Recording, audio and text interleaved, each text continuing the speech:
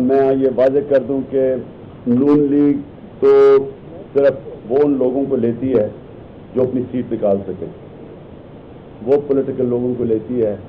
کوئی فرق نہیں پڑتا ان کا نظریہ کیا ہے، دین ایمان کیا، انہوں نے کیا ہوا ہے۔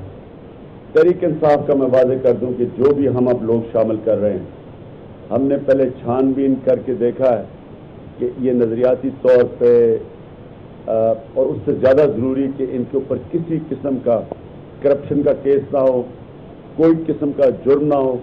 صرف ہم اب ان لوگوں کو شامل کر رہے ہیں جو بھی لوگ آئیں گے، نہ انہوں نے ٹیکس کی چوری کی ہو اور نہ ان کا کوئی بینک ڈیفالٹ ہو۔ میرا آپ سے چھٹا سوال یہ ہے کہ آپ نے 6 ارب روپے کی ڈیفالٹ کی پاکستانی بینکوں سے، یہ آپ نے پیسہ واپس کیا؟ آپ نے اپنی پراپرٹیز اٹیچ کر دی، پیسہ تو بینکوں کو واپس نہیں کیا، 6 ارب روپیہ۔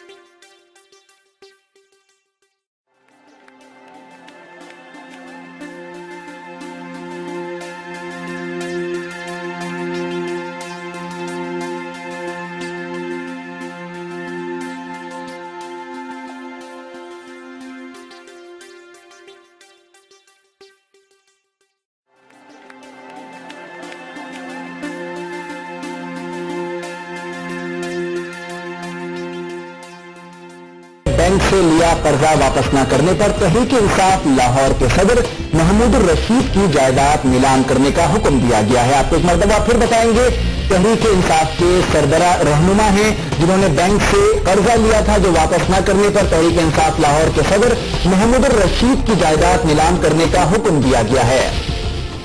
اس حوالے سے مزید تفصیلات لیں گے اپنے نمائندے وسیم ملک سے۔ جی وسیم ملک۔ جی مونس، یہ جو حکم جاری ہوا ہے یہ بینکنگ کورٹ لاہور 2 جس کے جج چودھری شاہد نصیر ہے انہوں نے جاری کیا، اور یہ ایک نجی بینک ہے جس کی ایم عالم روڈ برانچ سے میاں محمود الرشید جو کہ تحریک انصاف لاہور کے صدر ہیں اور ان کے بھائی مصطفیٰ رشید، انہوں نے کاروبار شروع کرنے کے لیے 21,33,000 روپے کا قرض لیا تھا، لیکن قرض لینے کے بعد یہ قرض کی رقم واپس نہیں کی، جس پر اس نجی بینک نے بینکنگ کورٹ سے رابطہ کیا اور استدعا کی کہ بینک کے پاس جو جائیداد بطور زر ضمانت جو رہن کے طور پر رکھوائی گئی تھی اس جائیداد کو نیلام کر کے تو ہماری رقم جو ہے وہ وصول کروائی جائے، جس پر بینک نے فریقین کے دلائل وغیرہ سننے کے بعد یہ حکم جاری کر دیا ہے کہ اس جائیداد کو نیلام کر دیا جائے۔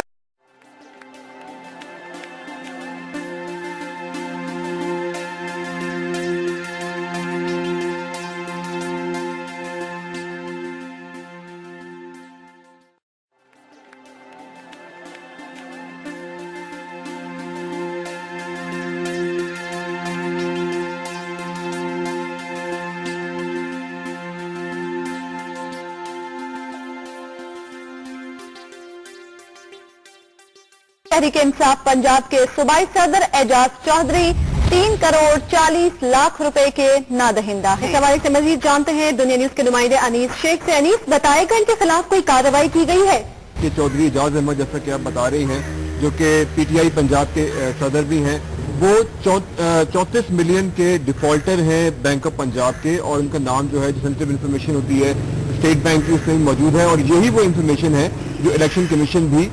यूज करेगा। जहां तक ताल्लुक है इस पूरे मामले का, 2007 में शुरू हुआ था जब ये डिफॉल्ट कर गए थे और बैंक ऑफ पंजाब जो है बैंकिंग कोर्ट में गया था। बैंकिंग कोर्ट ने बैंक ऑफ पंजाब की रिक्वेस्ट को मान लिया था और ये भी कहा था कि ये अदायगियां की जाए, और उन्होंने बैंक को ये इख्तियार भी दिया था कि अगर अदायगियां नहीं होती तो जो रहन रखवाई हुई प्रॉपर्टीज हैं, जो कि तादाद में 13 हैं, उनको फरोख्त कर दिया जाए। इसमें 4 जो हैं